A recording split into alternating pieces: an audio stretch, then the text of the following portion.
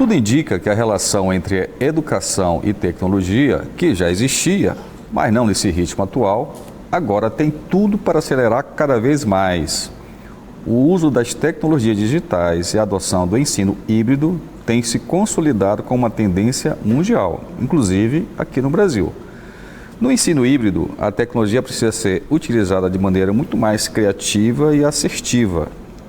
Aquilo que é visto em sala de aula deve se combinar e se completar com os conteúdos e atividades que serão produzidas à distância.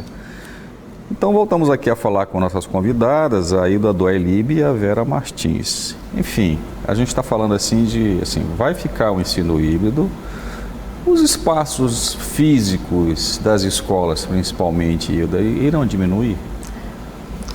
Esse é sempre um bom questionamento, né? A gente vê que está se consolidando como uma grande tendência da educação e ensino híbrido. As pessoas não precisam estar no mesmo espaço físico e não necessariamente tudo precisa ser dentro daquele tempo padrão encaixado de 7 da manhã ao meio-dia.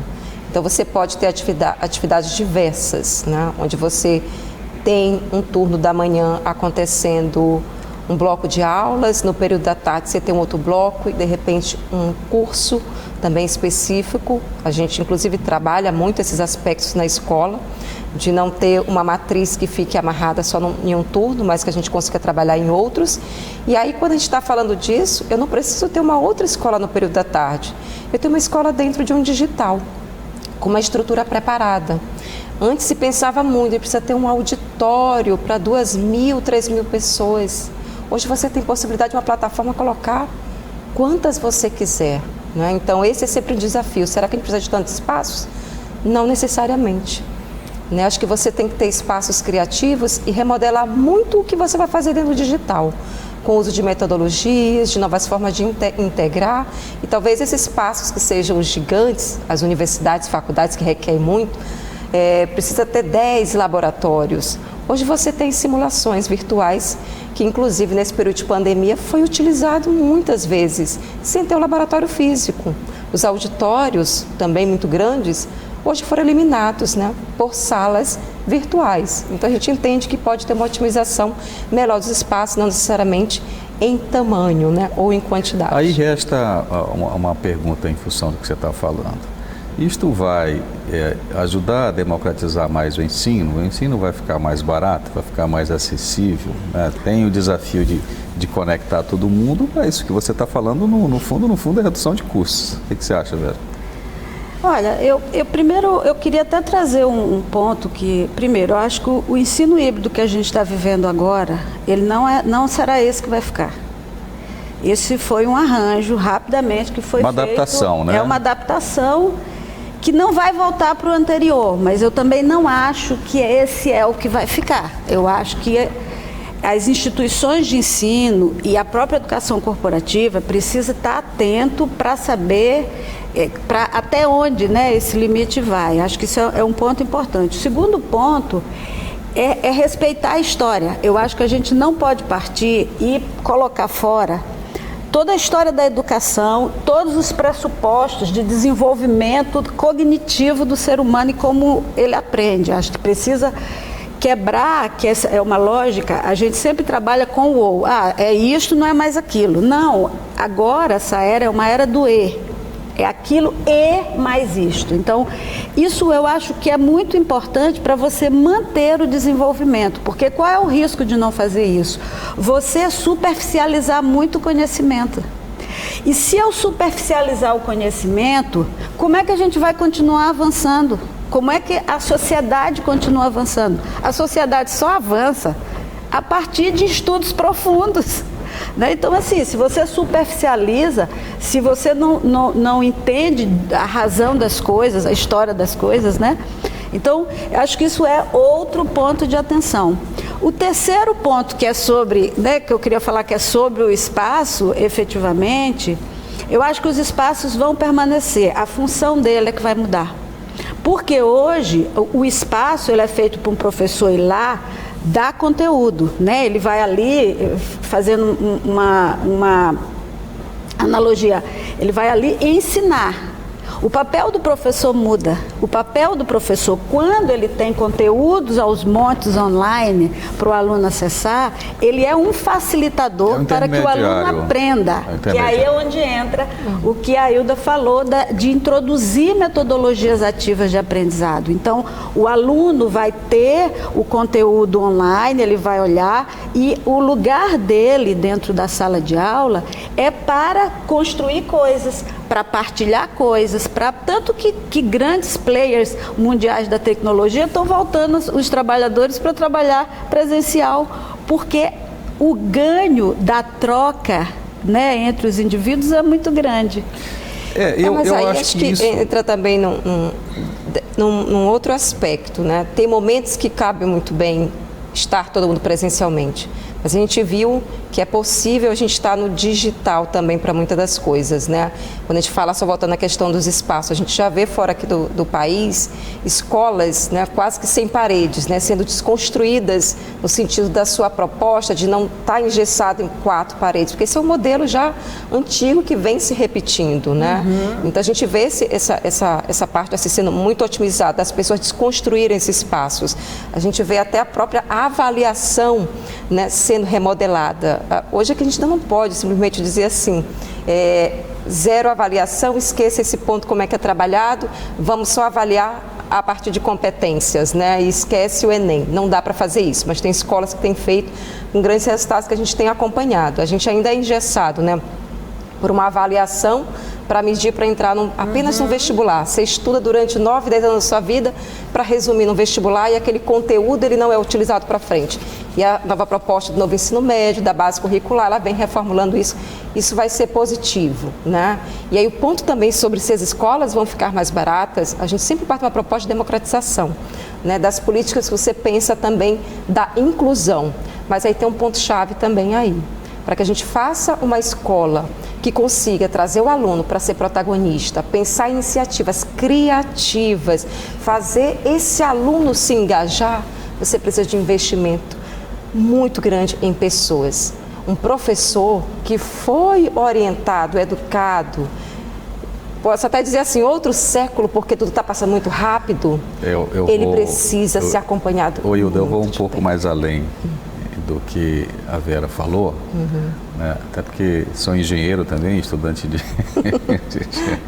e a gente hoje tem conhecimento de tecnologias bem mais avançadas que estão disponíveis para a maioria da população. Acho que todo o raciocínio que a gente faz hoje nós temos esse modelo tradicional do CUSP-GIS em sala de aula, ou esse modelo que o CUSP-GIS vai para uma tela. Mas já existe tecnologia para não usar nenhum e nem outro. Para você ter um professor virtualmente, num ambiente virtual, em que todos os alunos estão presentes virtualmente e, inclusive, que o professor não é humano. Então, isso, em pouco tempo, diria assim, talvez no máximo em 30 anos, estará bastante acessível economicamente. E aí fica a questão, qual que será o papel do professor? Talvez ele seja produtor de conteúdo, mas talvez nunca mais aquele que vai interagir com o aluno diretamente. Talvez interaja como orientador e tudo mais. Essa é a minha opinião. Eu também concordo com a Vera, assim, não vai ser isso que está hoje. Isso que está hoje é uma transição. Mas para onde nós vamos chegar é muito mais do que nós estamos enxergando hoje. Que a gente está enxergando a tecnologia que está disponível para a gente, que é uma tela. Quando você fala, por exemplo, de práticas virtuais, essa prática virtual pode ser muito mais aprofundada em ambientes virtuais. Você está falando de simulações em tela. Hoje você pode fazer qualquer coisa, inclusive através de impressoras 3D, você fabricar coisas em casa, né? Então eu acho que vai muito além, é a explosão da estrela mesmo que... Aí fica um outro desafio assim, como é que fica o ensino privado e o ensino público? O ensino privado ele tem condições de investir mais em tecnologias mais rapidamente. Por outro lado, o ensino público, como tem volumes maiores de recursos, ele pode diluir isso mais. O que você acha, Vera?